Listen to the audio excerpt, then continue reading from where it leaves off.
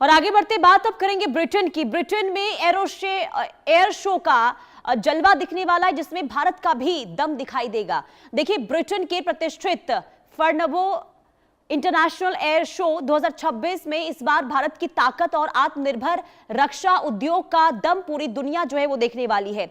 Hindustan aeronautics limited यानी कि HAL इस मेगा एयर शो में भारतीय रक्षा उद्योग का प्रतिनिधित्व करेगा और वैश्विक मंच पर भारत की एरोस्पेस क्षमताओं को प्रदर्शित करेगा। अब HAL ने यह साफ कहा है कि उसका लक्ष्य केवल अपनी तकनीकी ताकत दिखाना नहीं, बल्कि दुनिया की प्रमुख रक्षा और एरोस्पेस कंपनियों के साथ साझेदारी को और ज्यादा मजबूत करना है।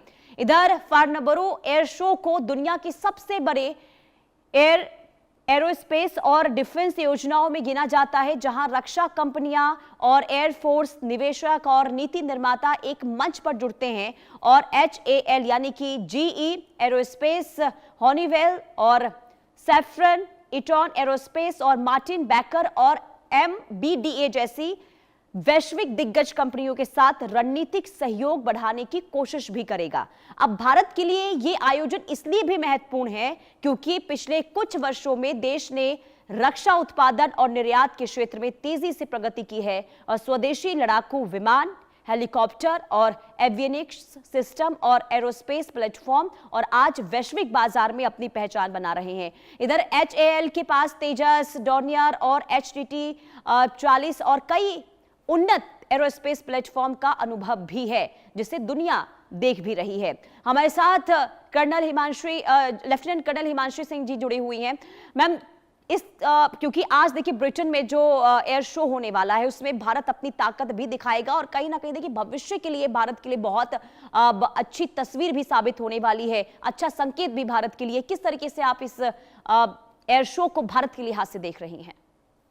पुनीता जी, देखिए जो फनबरो में हो रहा है ये एक महाकुंभ है, जहां पर विमानों का न सिर्फ प्रदर्शन होगा बल्कि अरबों खरबों के सौदे भी किए जाएंगे। और HAL जो है ये एक सरकारी एयरस्पेस कंपनी है, जैसा कि हम सब जानते हैं। लेकिन अगर सरल शब्दों में समझा जाए तो ये न सिर्फ भारतीय सेना, नौसेना, वायुसेना, बल्कि जो इसरो है उसके लिए भी बहुत सारी चीजें प्रोवाइड करती है। तो इसकी जो मेन ताकत है वो विमानों की डिजाइनिंग में है और मास प्रोडक्शन में है। तो देखिए, जब हम तेजस की बात करते हैं जो कि लाइट कॉम्बैट हेलीकॉप्टर है, हम प्रचंड की बात करते हैं या ध्रुव की बात करते हैं, तो जब इस तरह के प्लेटफॉर्म पे आप अपनी दमखम को दिखा पाते हैं तो जो वहाँ इंटरनेशनल बायर्स होते हैं वो समझते हैं कि हाँ, आप में ये कैपेबिलिटी है कि वो आपको ट्रस्ट कर सकें। और दूसरी एक चीज है कि भारत के जो साजो सामान है डिफेंस से रिलेटेड, उसमें नो स्ट्रिंग्स अटैच की एक पॉलिसी होती है कि यानी आप अगर हमसे सौदा कर रहे हैं तो राजनीतिक आप पे कोई दबाव नहीं होगा। जबकि अगर आप वेस्टर्न कंट्रीज से कुछ लेते हैं तो उसमें राजनीतिक दबाव एक बहुत बड़ी चीज होती है कि अगर आप ब्रिटेन से कुछ खरीद रहे हैं या आप किसी और चीज से खरीद रहे हैं तो उनके साथ कंडीशन अटैच होती है। उसके अलावा भारत में जो बने हुए साजो सामान है वो बहुत सस्ते होते हैं। तो जब हम ऐसे प्लेटफॉर्म्स में जाते हैं जहां पे लॉकहीड मार्टिन हो गया, आपका GE स्पेस हो गया, हनीवेल हो गया, और उनके साथ मिलकर अपनी काबिलियत दिखाते हैं, तो हम एक और चीज जो विदेश को बता पा रहे हैं वो ये है कि संप्रभु देश तभी होता है जब अपने डिफेंस प्रोडक्शन पे काबू कर सके या उसको प्रोड्यूस कर सके। तो इंपोर्टर से एक्सपोर्टर बनने की जर्नी ऐसे प्लेटफॉर्म्स में एक बहुत बेहतरीन तरीके से दिखाई जा सकती है। जी पुनीता जी।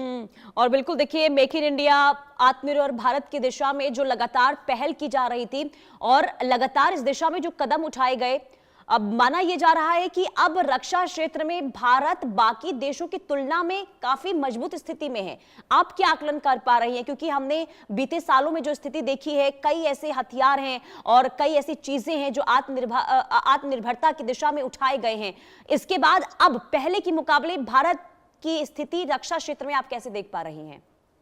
देखिए, भारत की जो सेना है वो चौथी सबसे शक्तिशाली सेना है और पिछले 5-6 सालों में जो हमारी स्थिति है वो काफी बेहतरीन हुई है। जिस तरीके से ब्रह्मोस के लिए अब हम देख रहे हैं कि लाइनें लग रही हैं, वियतनाम हो गया, फिलीपींस हो गया, और भी बहुत सारी कंट्रीज हैं जो चाह रही हैं कि हम उनको सम्मान दें। तो पहले तो हम छोटी जैकेट्स और हेलमेट्स वगैरह उस तरह की चीजें देते थे, लेकिन जब आप मिसाइलें एक्सपोर्ट कर रहे हैं, जब आप हेलीकॉप्टर्स एक्सपोर्ट कर रहे हैं, तो डेफिनेटली एक तो आपकी साख बहुत बढ़ जाती है। अब आप फ्रांस हो गया, रशिया हो गया, अमेरिका हो गया, इनके साथ जो है टेबल पे बैठ के बात कर सकते हैं। पहले आप सिर्फ इनसे इंपोर्ट करते थे, उससे क्या होता था कि हम्म। आपकी जो विदेशी मुद्रा है वो आपको बहुत देनी पड़ती थी, और आपके पास जो डिपेंडेंसी है वो इसलिए बढ़ जाती थी इनके ऊपर कि कई बार ये लोग आपको सामान तो देते थे लेकिन टेक्नोलॉजिकल ट्रांसफर नहीं होता था। और हम्म। उसकी वजह से हमारे जो सैनिक हैं उनको तकलीफ होती थी कि ऑपरेशन जो है ऑपरेट कैसे करना है, उन सब चीजों को समझने के लिए समय लगता था। लेकिन जब आप खुद बनाते हैं,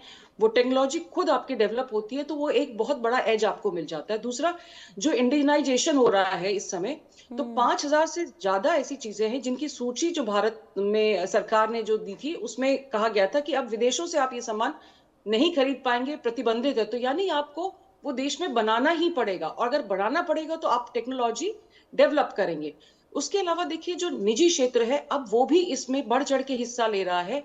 आपके पास टाटा है, आपके पास भारत फोर्ज है, तो इस तरह की जो कंपनीज हैं वो जब आपके लिए हथियार बनाती है तो देश तौर पे जब उनकी जो लॉयल्टीज हैं वो अपने देश के साथ जुड़ी हुई हैं, तो डेफिनेटली मुझे लगता है कि बेहतर चीजें बना पाते हैं, अपने आप रोजगार बढ़ता है, हमारी इकोनॉमी मजबूत होती है डिफेंस के साथ साथ। तो ये बहुत सारी चीजें हैं, और जब ग्लोबल डिमांड बढ़ती है आपकी, तो हम्म। आपका कद जो है रणनीतिक तौर पे भी बढ़ता है। जी पुनीता जी। लेकिन जरा ये भी समझाइए, क्योंकि क्या वाकई में ऐसा लग रहा है कि 5 से 10 वर्षों में जो भारत है वो रक्षा निर्यात के क्षेत्र में बाकी देशों की तुलना में मजबूत स्थिति में जो है जगह स्थापित कर पाएगा? और अगर ऐसा होता है तो क्या क्या चुनौतियां आप देख पा रही हैं भारत के सामने आ सकती हैं?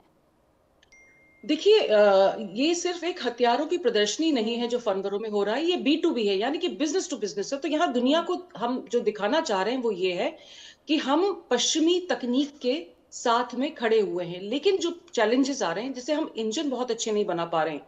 हमने तेजस के केस में देखा था कि जो हमको इंजन GE से इंपोर्ट करने थे और उन्होंने नहीं दिए, जानबूझ के डिले किया था कि भारत सक्षम ना हो जाए। देखिए, ये जो हम इराक में भी देख रहे हैं, ईरान के युद्ध में भी देख रहे हैं, तो हम्म। भले ही लड़ाई ईरान के साथ चल रही है लेकिन उसका एक लक्ष्य भारत, चाइना और रशिया भी है। जो भी अमेरिका के समकक्ष खड़ा होना चाहता है, अमेरिका उसको चोक करने की कोशिश करता है, और यही हमने तेजस के इंजन्स के उसमें देखा था जो डील हुई थी। इसलिए भारत के लिए जो चुनौती है, सबसे इंपॉर्टेंट जो चीज है इस समय, वो ये है कि ऐसे इंजन्स डेवलप किए जाएं जो हम्म। हमारे हेलीकॉप्टर्स और जो ठीक। हमारे फाइटर क्राफ्ट्स हैं उनमें लग पाए। दूसरा, ठीक है। टेक्नोलॉजी ऐसी हो, अगर आप एमडा वगैरह कुल बना रहे हैं मिलाकर तो मैम ये भी टेक्नोलॉजी। देखना होगा कि जब आज एयर शो होता है तो वहां पर भारत की ताकत तो दिखती ही है, और ये भी देखना होगा कि वहां से क्या कोई बड़ी डील या फिर कोई ऐसी चीज वहां से निकलकर सामने आती है जो भारत के लिए गेम चेंजर भी साबित होगी। बहुत शुक्रिया इंडिया न्यूज के साथ जुड़ने के लिए। आगे